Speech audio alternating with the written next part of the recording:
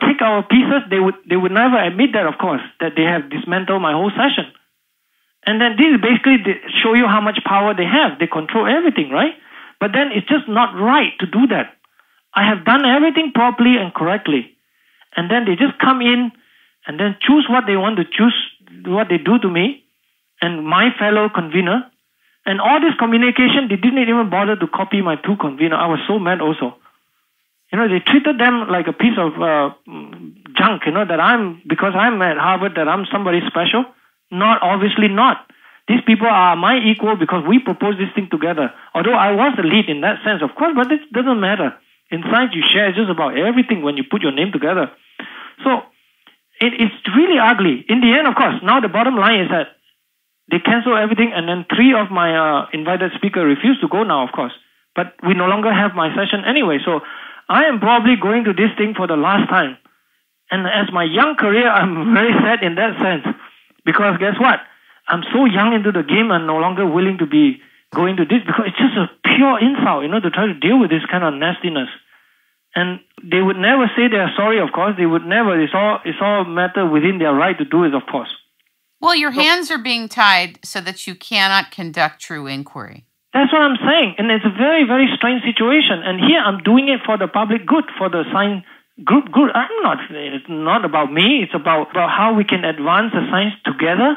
This is why we need that forum. You see, if you can make your own conference, for example, right? You know that maybe there's a conference by the Heartland Institute, which I love dearly to go. They invited me, I go. And then they label them to be some kind of right-wing thing. Then you have less credibility. Here, remember what I was telling you, I'm doing this scientist fighting back for science, right? So I wanted to do it this way. And then all of a sudden, it didn't even get started. I guess the show hasn't even got started. It's already ended. But maybe, maybe the silver lining of this is that this true dialogue and true inquiry and synthesis of historical information and discovery is supposed to happen under a different context and umbrella where free thinking, free thought, open inquiry, and contributions on a whole systems level can truly happen. Do you know what I'm saying? Yes, but it's obviously a very, very impossible thing. I mean, it's just very difficult, especially for such a organization. By the way, this organization does have the position statement that, man-made carbon dioxide is damaging the earth, so we have to do something. I mean, they have done a lot of this inappropriate thing, in my opinion, even as a science organization, where, it's obviously the signature of that position statement was basically the upper echelon of the group, but it doesn't. Even though I'm one of the members, but I certainly do not share the view. This is where now this day, all this big scientific organization is no longer representing science even. They're representing the interests of the politician. I would even go as far as the view of Al Gore, for example, because it's highly praised. The man is basically a walking god for them, where he has not done anything worthy or even close to something useful for science. In my opinion, he has done a few things. For example, allowing the Russian to share their Arctic data with us, so we know a lot more about the Arctic Ocean. Yeah, as a politician, he has done some of that kind of thing. He's not totally evil, we know that.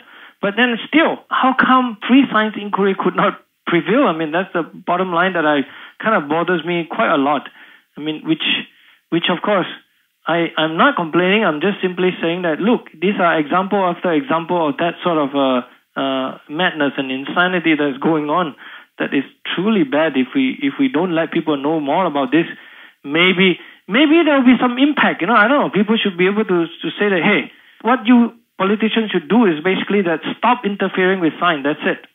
You should fund science as a basic science, and then instead of just always tagging along with some price tag, you can only do this if you're going to promise this super duper nonsense. They're actually basically tagging along all of that now. This is the way now actually all over the world the science is being done. If you propose something, you got to talk about the consequence, the outcome that you're going to get, that is beneficial to society and science, which in some areas is certainly true, of course. But in most of the basic science that we really need to get done, to have certain breakthrough in our understanding, just could not have that kind of prescription. And that's why you have to have a different kind of financing capability. See, in my view, there's no shortage of money in the world. What there's a restriction of or limitation of is the consciousness and the mindset and the paradigm behind the money. Millions and millions of people are trying to raise money for things they want to do. Mm-hmm. And they constantly chase capital or where they think capital is. And I tell them, you could do that till the cows come in. You have to make sure that the consciousness and the mindset and the paradigm behind the money is a fit for what you're trying to accomplish, because otherwise you have an oil and water mix. It doesn't matter. It's literally the frequency behind the money, kind of like we were talking about the oceans have an alkaline or an acidic base.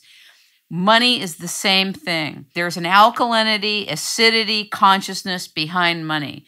So, for example, I'm just sharing this with you, if many of the universities in academia in general has been co-opted or polluted and is acidic in its mindset and paradigm, the way that it works to obstruct true discovery, it means that you have to set new ventures in motion with a different kind of funding from totally different methods and means, and be willing to not count on and depend on money coming from groups and institutions that are co-opted, have a political agenda, and will tie the hands down of true discovery. Very well. I mean, I fully accept that point. I mean, I can give one more example in my personal experience.